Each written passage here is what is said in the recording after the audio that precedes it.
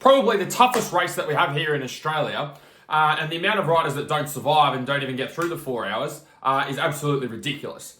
For those of you that are new to the channel, my name is Andrew Hammer. I struggled with race fitness for about 14 years of racing, and I don't want you to be one of those riders. 3 things that you need to know going into Hattah Desert Race for 2022. First big mistake that I see, riders focusing too much on cardio work and not enough on strength work. So when you go into Hattah, if you look at the weight of your bike, you've got a bike which weighs about 100 kilos or more, and you've got your body weight on top of that. If you're weighing 80 kilos and your bike's over 100 kilos, that's at least 180 kilos.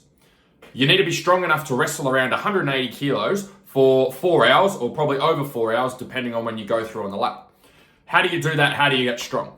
Best way to get strong is to lift weights and making sure that you're using the right types of movements. So the best movements to get strong for the bike, use things like back squats, deadlifts, bent over rows, overhead presses, all with a barbell. Reason we want to use a barbell is because we can load up the weight a lot heavier than what we can with a dumbbell or body weight.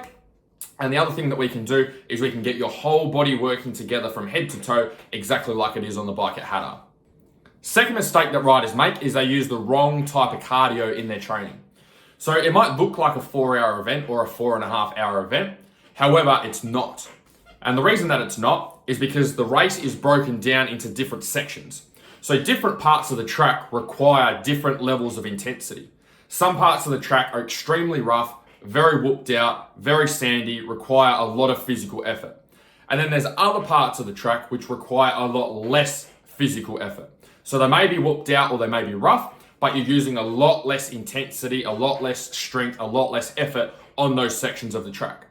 So the intensity of the track is constantly going from very high intensity to lower intensity to higher intensity to lower intensity. It's not like going for a cycle ride for 4 hours like we're training for the Tour de France. So how do we actually solve this and train the right type of cardio? Yes, we do need to be doing longer types of cardio. Preferably you do that on the bike on the weekend with longer rides. During the week with your gym training, you want to be working on short, sharp bursts of high intensity training. So you can do this through interval training. So as an example, jump on the rowing machine for 20 minutes, do 30 seconds on flat out as hard as you can go, 30 seconds off. And what this will help you to do is to build your anaerobic energy system as well as your aerobic energy system so that you've got both bases covered when you get out there for Hattah on race day. Third mistake I see is no nutrition strategy. It's like going into a fight and expecting not to get punched in the face. So 2 things that you need to focus on with your nutrition strategy, energy and recovery. So how do you do that? How do you implement it? Before every hour of riding, you need to be getting in 30 to 45 grams of carbs. So you can use a carbohydrate drill or use a carbohydrate drink. Second thing, recovery. You need to make sure that you're getting roughly 15 grams of protein in after every hour of riding. So the best way to be able to do this is using a whey protein shake. 2 ways to implement this. Number 1, you can use carb gels and carb drinks and you can have them at your stops or between laps.